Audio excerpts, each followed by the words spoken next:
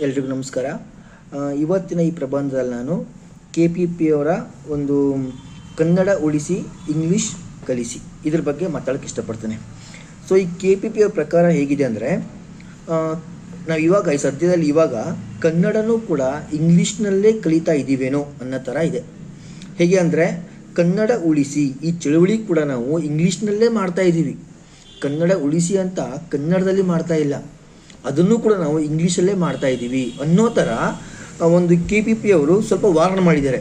ಈ ಥರ ಸಮಸ್ಯೆ ಆಗ್ತಾ ಇದೆ, ಸ್ವಲ್ಪ ನಿಮಗೆ ಅವೇರ್ನೆಸ್ ಕ್ರಿಯೇಟ್ ಆಗಬೇಕು ಅಂತ. ಸೊ ನನಗೆ ಒಂದು ಗಾದೆ ನೆನಪಾಗ್ತಾ ಇದೆ. ಗಾದೆ ಅಂದರೆ ಒಂದು ಚಿಕ್ಕ ಒಂದು ಸೆಂಟೆನ್ಸು. ಯಾವ ಥರ ಅಂದರೆ, ಕನ್ನಡಕ್ಕೆ ಹಲವರು, ಆದರೆ ನನಗೆ ಕನ್ನಡ ಮಾತ್ರ. ಇದ್ರ ಮೀನಿಂಗ್ ಏನು ಅಂದರೆ ನೋಡಿ, ಈಗ ನಾನು ಕನ್ನಡಿಗ, ನಾನಿಲ್ಲಿ ಇದ್ದೀನಿ, ಆದರೆ ಕರ್ನಾಟಕದಲ್ಲಿ ತಮಿಳುನಾಡು, ಕೇರಳ, ಮಹಾರಾಷ್ಟ್ರ ಎಲ್ಲ ರಾಜ್ಯದವ್ರಿಗೂ ಕೂಡ ಈ ಕರ್ನಾಟಕ ಒಂದು ಆಶ್ರಯವಾಗಿದೆ. ಆದರೆ ನನಗೆ ಈ ಕರ್ನಾಟಕನೇ ಫಸ್ಟು ಅಲ್ವಾ. ಸೊ ನಾನು ಇದನ್ನು ಒಂಥರ ಕಂಪ್ಯಾರಿಸನ್ ಮಾಡಿ ಹೇಳ್ತೀನಿ. ಯಾವ ಥರ ಅಂದರೆ, ಸೊ ಇಲ್ಲಿ KPP ಅವರು ಕೂಡ ಅದನ್ನ ಹೇಳಿದ್ದಾರೆ, ಬಟ್ ಇಂಡೈರೆಕ್ಟಾಗಿ ಹೇಳಿದ್ದಾರೆ, ಡೈರೆಕ್ಟಾಗಿ ಹೇಳಿಲ್ಲ. ಸೊ ನೋಡಿ, ಈಗ ಪ್ರತಿಮೆಗಳು ಬೆಳೀತಾ ಇದ್ದಾವೆ. ಪ್ರತಿಮೆಗಳು ಅಂದರೆ ನೋಡಿ, ಈಗ ಸಾವಿರಾರು ಪ್ರತಿಮೆಗಳು ಆಗಿದೆ. ಗಾಂಧೀಜಿಯವ್ರದ್ದಾಗಿದೆ, ಬಸವಣ್ಣನ ಮಾಡಿದ್ದಾರೆ, ಅಂಬೇಡ್ಕರ್ದು ಮಾಡಿದ್ದಾರೆ, ಬೇಕಾದಷ್ಟು ಪ್ರತಿಮೆಗಳಾಗಿದೆ. ಆದರೆ ಆ ಪ್ರತಿಮೆಗಳಿಗೆ ತಕ್ಕಂತೆ ಅದರ ಪ್ರತಿಭೆ ಆಗಲಿ, ಅದರ ವ್ಯಾಲ್ಯೂಗಳು, ಅದರ ಮೌಲ್ಯಗಳು ಬೆಳವಣಿಗೆ ಆಗಿಲ್ಲ.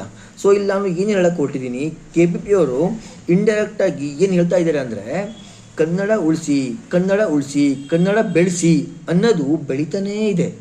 ಆದರೆ ನಾವೇನು ಹೇಳ್ತೀವಲ್ಲ ಅದರ ತಕ್ಕಂತೆ ಏನು ಮಾಡಬೇಕು, ಕಾರ್ಯಗಳು ಬದಲಾಗ್ತಾ ಇಲ್ಲ.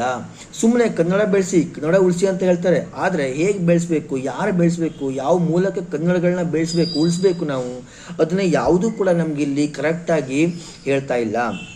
ಸೊ ಇನ್ನೊಂದು ರೀತಿಯಲ್ಲಿ ಹೇಳಬೇಕಾದ್ರೆ, KPP ಅವರು ನೋಡಿ, ನೀವು ಕನ್ನಡನೇ ಕಲಿಬೇಕು ನೀವು ಅಂತ ಹೇಳ್ತಾ ಇಲ್ಲ.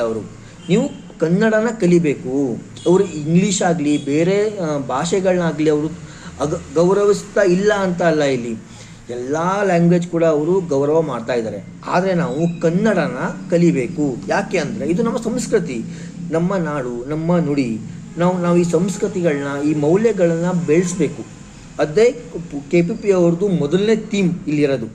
ನೆಕ್ಸ್ಟು, ಈ ಡೇ ಬೈ ಡೇ ಏನಾಗ್ತಾ ಇದೆ, ಇಂಗ್ಲೀಷ್ ಅನ್ನೋದು ಕನ್ನಡನ ಅಕ್ವೈರ್ ಮಾಡ್ತಾ ಇದೆ. ಹೇಗೆ ಅಕ್ವೈರ್ ಮಾಡ್ತಾ ಇದೆ ಕೇಳಿದ್ರೆ, ನಾವು ಪ್ರತಿ ಹಳ್ಳಿಗಳಾಗಲಿ ನಗರಗಳಾಗಲಿ ಎಲ್ಲ ಕಡೆನೂ ಇವಾಗ ಇಂಗ್ಲೀಷ್ಮಯನೇ ಆಗಿಬಿಟ್ಟಿದೆ. ನಾವು ಕನ್ನಡಿಗರು ಅನ್ನೋದಷ್ಟೇ ಇದೆ ಬಿಟ್ಟರೆ, ನಾವು ಕನ್ನಡನ ತುಂಬ ಕಡಿಮೆ ಯೂಸ್ ಮಾಡ್ತಾ ಇದ್ದೀವಿ.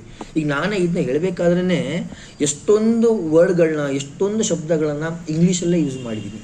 ಸೊ ಈ ಥರ ಆಗಿದೆ. ಇದು ತಪ್ಪು ಅಂತ ಅವರು ಹೇಳ್ತಾ ಇಲ್ಲ, ಬಟ್ ಎಲ್ಲೋ ಒಂದು ಕಡೆ ಮೋರೆವರ್ ಕನ್ನಡನ ಉಳಿಸ್ಬೇಕು, ಕನ್ನಡನ ಬೆಳೆಸಬೇಕು.